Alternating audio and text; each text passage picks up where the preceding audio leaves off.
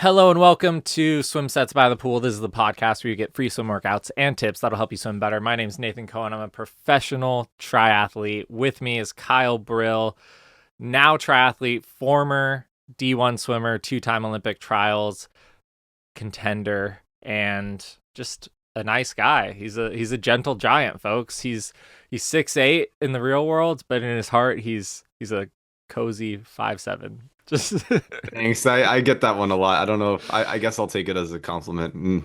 yeah. I have a new update. I actually put triathlete in my Instagram bio, so Oh now wow, he's well, turned over to the dark side, well, folks. it still says swim UCSB swim alum in the bio too. I had to share it, but Yeah, it's there now. The world can know. So that's good. Well, me and Kyle, we love swimming. We love helping people swim better, and yeah, we're just here giving people free swim workouts that we find poolside from local pools in Ventura and Santa Barbara and around the world. So I'm actually going to Singapore pretty soon for a couple races and going to try and find some Southeast Asia swim sets over there, so that'll be good. hey, I'm gonna find more ancient scrolls for get Yeah, yeah. Dude, I found some crazy swim sets on pool decks in like Dubai and like other places. That's where I started the idea for the podcast. I found this like terrible swim set in Dubai. Anyways, Kyle, what's a good tip for us? Oh man. So yeah, I'm just gonna say it. Most people know this, but like I think I just need to emphasize it to a certain extent. All endurance athletes, that really includes swimmers and triathletes, need to just lift. I don't care what age group you're in. If you're training, like lifting does, two main things is one is injury prevention, like just being able to do like lifts, especially with smaller muscles, like shoulder, like extensions with the shoulder, and band work and all that kind of stuff, and calf raises. Just those things are great for just strengthening those smaller muscles in your body. And I think it just goes too underlooked. I think people do activation and like obviously cardio is incredible, but you eat through so much muscle sometimes and fat in your body, especially if like with feeling that lifting is just in this day and age, I think completely essential. And you don't see a single elite athlete in the endurance spectrum not do lifting now. So I think if you're still kind of on that fence, my tip is to get on some sort of weightlifting program, or enhance it a little bit if you're really low on the weight training. So yeah, pretty simple one, but Dude, that's a great tip, Kyle. And yeah, one thing I want to add to that too is lifting makes you generally stronger, which will help you in your specific sport. So some people I could see using the excuse they're like, "Oh, I'm a triathlete or I'm a swimmer. Why do I need to be able to like squat a heavy amount that's like not specific at all to like my sport?"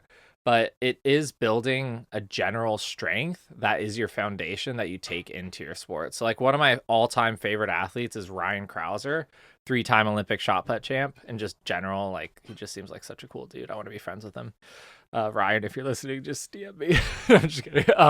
But dude, Ryan Krauser, he Olympic lifts, he does like heavy squats, he does all this stuff just to throw that metal ball. And it's like Olympic lift, it's like he's lifting this weight over his head. It's not exactly the most specific thing to throwing a ball. He's not just throwing the ball every day to get better. But dude puts the weight on, puts it on heavy, and he's three-time Olympic champ. So I don't know. I just any excuse to bring up Ryan Krauser, I'll take it. But yeah, that's a good tip. yeah, just putting your muscles like under stress too and having to move weight, like it just teaches your muscles to respond effectively too when your body is under extreme stress because you're basically like if you're at the end of a triathlon, the end of a race, your muscles are going to feel like you just did a lift with them. Like they're going to be torn down, they're going to be at their lowest bit of strength. If you can train your body to still react under that much stress and that much strain, that cannot be bad for an endurance athlete. It almost simulates it exactly. So it's just good good to not leave off the table for sure. Yeah, for sure. Well, sweet. Thanks, Kyle. That is a great tip and kind of ties in well with the set that we have today. This is just swim set I found by the pool in Ventura at the Aquatic Center. And this is a local high school athlete. Her name's Sadie, super nice. She swims at Foothill and she's just like getting back into the swing of swimming and getting her fitness back after the off season. And she said this is just like an aerobic, like kind of maintenance set, like just to build back a little bit of fitness. So we're kind of going to talk about it, what we like about it, and maybe if we would change anything, and yeah, how you guys can implement this into your training to get better at swimming. So yeah, you want to take us through the warm up, Kyle? Yeah, and just first view on this thing, like I'm completely blind. Nate just sent me this in the chat about 10 seconds before we Yep. recorded this thing. So if you guys want the blind reaction, you might be getting it more from me. But yeah, just looking at it, I mean, it's just so easy to read. It's bolded in the right spots. It's very clear. Warm up, kick preset, so you know exactly what you're looking at. Main set, which is aerobic focus, and I'm very I like the attention to detail here, which is nice. It's just and it's very well Mm. organized and it's typed like Do you so. Anyway. like having the distance of each section like on the side? Do you feel like that helps you? I'm honestly pretty indifferent to it. I think it's kind of a fun game sometimes to not see it and then trying Yeah. to add it up really quick in my head.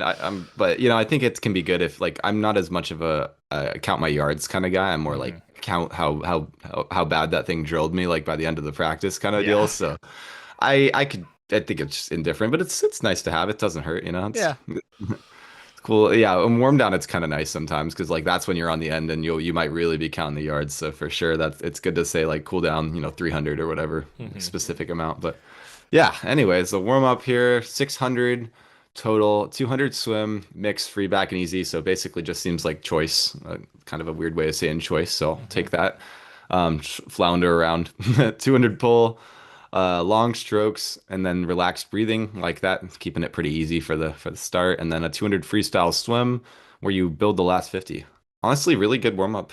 Hmm. I think especially if for an aerobic free set, you're not really yeah, it's not very like scary looking for the warm up. Sometimes the warm ups are a little intense or they're a little crazy, but this one's just I think it's doing a good job and it's forcing a tiny bit of speed at the end there, which is nice. It's kind of ending with something where you can kind of pick it up and feel a little bit better. So yeah, what about you, Nate? What do you think? Yeah, I just like that. Especially, it seems like this is a set she was doing just like kind of getting back into swimming after a little bit of time off. I mean, that's a nice warm up. It's like not too much. It's like nothing crazy. You're not on any interval, which I think a lot of people will do a warm up with like an interval. It's like, oh, this on the 130 or this on the one. And it's like, it's just warm up. It's not that deep. Just like Yeah, Kyle said, flounder around. So yeah, I think this is good. 600 warm up. And then it goes right into a kick preset, which is kind of an extension warm up, which is also 600 yards, just 1250 kick on the minute. Odds are kick with board, evens are kick on back, or streamline, and then it's just focus on steady aerobic kick. So I like that there's like a little focus too. Like there's a little focus in the warm up, a little focus on this kick set. A lot of coaches, dude, people pay triathlon coaches like two, three, four, $500+ and they don't even write stuff like that. They're just like, oh, this is the workout. And like they don't give any little nuggets and stuff. And like yeah, I'm always trying to give little nuggets to my athletes because swimming, especially if you're doing it on your own, it can be hard to like know what to focus on, if you don't have a little bit of guidance and you're not being coached on deck. So I really like those little things. It's at the end. You read the set, you're like, okay, this is my focus. So yeah. yeah. No, I totally agree with you, and I think yeah, if you're getting a set sent to you and you're doing it by yourself, it's already like difficult to stay regimented sometimes compared to being in a group workout. So it's nice that to have that little extra stuff written on there. I think that's super helpful for anyone writing a set over the phone or typing one out for a swimmer. And I also thought it would be interesting because I think some swimmers might know this, but for triathletes to kind of just distinguish why somebody might be switching in 1250s between a board and a kicking on the back and streamline. And for a while, I didn't honestly really know, but from what I understand, it's really good to do both because like kicking with a board.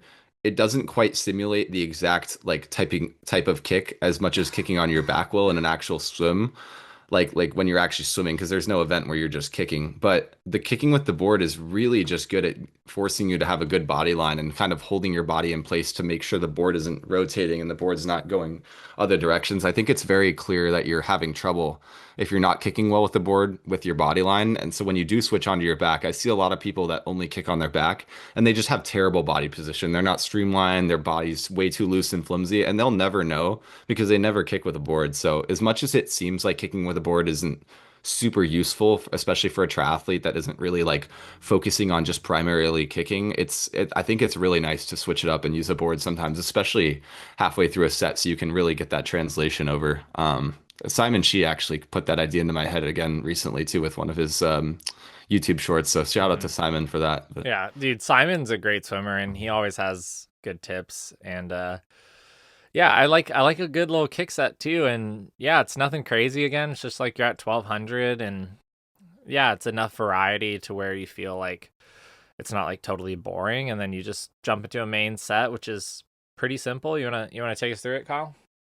yeah, so this is a 2000 with an aerobic focus. We have 4 by 500 freestyle. Pretty daunting there, but goes right into some pretty big yards there. But yeah, smooth, strong aerobic pace, 70 to 75%. I like how it's kind of specified in two different ways there in case one of them might be confusing, especially when you don't have a coach on deck to really ask questions. I think that's nice, and it's more universal for more people to do it. And the goal is there, even splits, and then the rest is 20 to 30 between each. Honestly, pretty happy with that. But the only issue is that like it gets just you get kind of thrown into a 500 like immediately after this kick set where you're not using your arms for a pretty considerate amount of time. So I think Mm-hmm. that would be the only complaint is why is there no arms being thrown in and then you're getting launched right into a 500? That would be the only part where I'd be like a little, like make that first 100 or two a little rough on that first one. But Yeah, I actually kind of like it, dude. Like I love to kick, not use my arms at all, and then like jump into swimming because then my arms feel like all fresh and rested. You really, know, I don't know. I'm just that's just might just be me, but yeah, I don't mind it. And dude, I love doing 500s. Like I remember one of my favorite sets from college. We did like 8 500s on the 6 minute, and I'm just like, oh, I just love that kind of stuff. So yeah, and I like yeah, that it's the goal is like to even split because if you like look up at the clock halfway through at like the 250, um it just helps you swim it better too cuz like it's so easy to like do the first 250 kind of strong and then just totally fade off. So it makes you kind of like hold back a little bit on that first half and then yeah, you're just swimming a lot smoother and it also kind of halves the 500 for you mentally if you know you're like looking up at the clock at 250 and trying to get that even split. yeah, and Ventura has those red like timer clocks all over Yeah. the pool deck, so you can kind of see them off almost every wall, which is nice. I know some pools don't have that, and you know how what the stigma is with people looking at their watches in the water. Yeah, Some yeah. coaches literally want to rip people out of the pool for that. So it's sometimes it's hard to get exact even splits. Like I don't not always in a pool where I can know for sure, but yeah, it's a good thing to focus on. It's nice to like know if you're slowing down throughout a swim or not or speeding up. So good to be able to focus on that if you can. Yeah, and then secondary aerobic pull, just another 5 100s pull. Focus on catch, distance per stroke, and posture. I think that's really good. Um, yeah, I like focusing on distance per stroke on a pull set because you can really like feel the water and it also your heart rate can be a little bit lower when you're pulling than when you're just swimming. So yeah, and then the little cue on your posture. I mean, yeah, being nice and long in your stroke, obviously super important. So yeah, I think that's cool. Um, and then yeah, cool down 300, 100 easy swim, 100 kick, 100 easy choice. I like that.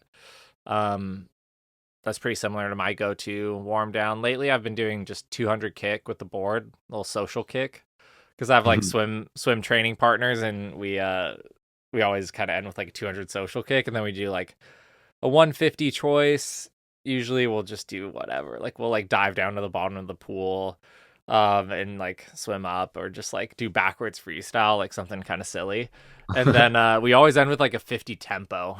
Um so if you have 100 choice, try that. Like your last 50, just like really good technique at the end and then get out of the pool and you feel great. So Yeah, that is a really good one. I like that. One of my unpopular ones that always pisses people off is I love to do a little bit of like really low heart rate breath control on my warm down. I mm, find it very meditative. Like I'll do like a 50 underwater. I've done that actually recently, like a Yeah. couple 50s underwater. Yeah, I'll let my Um, heart rate go all the way down to almost zero, do my underwater, and then like, my heart rate still didn't get up very high because I had to, hold my breath for a while, and like I find it really, really nice. I always feel really good after that. So if you ever want to try that, try doing, well, be careful to know your limits, but feel free to yeah. try doing a comfortable distance underwater as part of your warm down as your last thing and see if you like that. That's always one of my favorites. Nice. Well, that's pretty much it for this set. We're trying to keep the episode a little bit shorter, but if you like this, share it with one of your friends. This is a great set to implement into your training. If you're coming out of like the holidays and the off season, and maybe you've got a triathlon or some goals for like the summer, this is a great set. It's just like chill, low pressure, build some aerobic base. Um, and yeah, I'm just gonna close this out with something I've been thinking about because this is a high school athlete who's doing this set. And my hot take for the end of this episode to leave you with is you don't have to specialize in your sport to be good in the long term in high school. So if you're in high Yeah, school, I'm you gonna do. fight that one. I'm gonna fight that one. Dude, that's just what I think. It's just my opinion. I don't think you have to specialize in high school to perform at an elite level and have longevity in your career. I would say a lot of people who are really good in high school sometimes struggle to have long careers afterwards if they go a little too hard.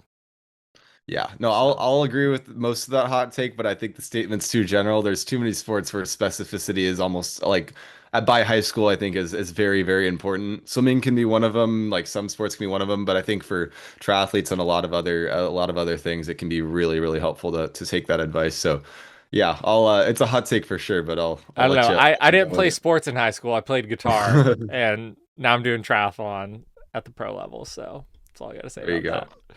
Anyways, thanks for listening to you guys. Subscribe to our YouTube channel and we'll see you on the next one. Peace. Peace, guys.